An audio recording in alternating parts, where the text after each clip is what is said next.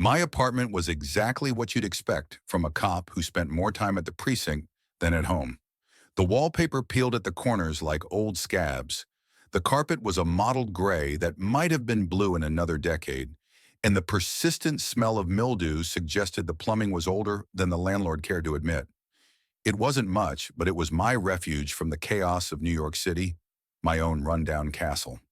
One lethargic Sunday afternoon, as the city exhaled the heat from the relentless August sun, I stood on the fringes of my small bathroom, scrutinizing my reflection in the faded mirror. I needed to shave, my beard a rough map of the past stressful week.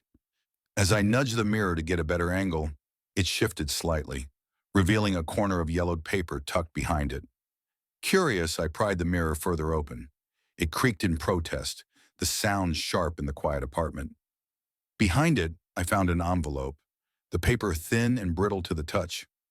Written on the front in a hurried scrawl was, "Rules of Passage." My brow furrowed. My first thought was a prank, some twisted joke played by a fellow officer or a friend. But as I sliced the envelope open and unfolded the letter inside, the list of rules I found was anything but ordinary. Do not make eye contact. Do not speak to them. Never carry more than can fit in your pockets. Do not take what is not dropped. Ignore all pleas for help. Do not eat or drink anything. Avoid the man in the conductor's uniform. Never go beyond the last platform. Never board the train. If you wish to leave, you must jump in front of the train. I read through the list twice, then a third time. My initial reaction was disbelief mixed with an uneasy chuckle. It had to be a joke, a bizarre, detailed, and somewhat macabre joke, but a joke nonetheless. I imagined my buddy Rick's laughter when I'd confessed to being spooked, the precinct's break room echoing with hoots and hollers. Shaking my head, I placed the letter on the bathroom counter, my detective's mind idly noting the lack of dust around the mirror. It was odd given the general neglect of my cleaning habits. The rules themselves were nonsensical, yet oddly specific. Avoid the man in the conductor's uniform? Never board the train? It read like a bad movie script. The practical part of me wanted to crumple the paper up and forget it ever existed. Yet something nagged at me, a whisper of curiosity, or perhaps the echo of instinct honed by years on the force telling me not to dismiss it outright. With a resigned sigh, I tucked the letter into my jacket pocket, figuring it might make for an amusing story to share with Rick the next day. As I reset the mirror, my reflection staring back at me seemed to carry a hint of caution, as if the tired eyes looking back at me also whispered, "Be careful." I left the bathroom, the letter's words echoing in my mind. It was just a prank, I reassured myself.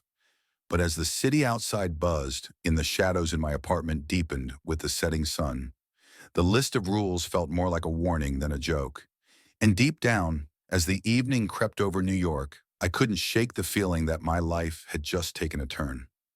A week had passed since I discovered the bizarre list of rules behind my bathroom mirror.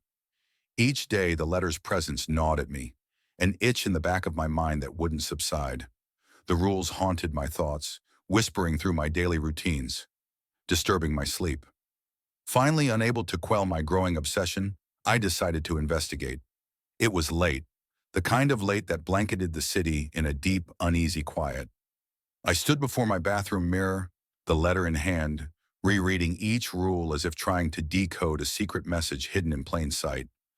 With a deep inhale, I gripped the edges of the mirror and pulled.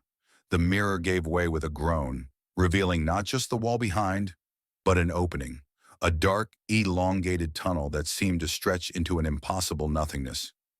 Curiosity, sharp and demanding, overtook my hesitation. Flashlight in hand, I stepped into the tunnel. The air was cool and damp, the walls rough and encrusted with what looked like centuries of grime. I walked for what felt like miles, the beam of my flashlight a small, brave spot of light against the overwhelming dark. Suddenly the tunnel ended, and I stepped out onto a platform. I blinked in astonishment. Before me lay a subway station, seemingly ripped from the 1940s. It was perfectly preserved, as if it were still in use. Advertisements for victory bonds adorned the walls, and the scent of old dry wood mixed with a faint trace of tobacco smoke hung in the air. My footsteps echoed on the stone platform as I moved cautiously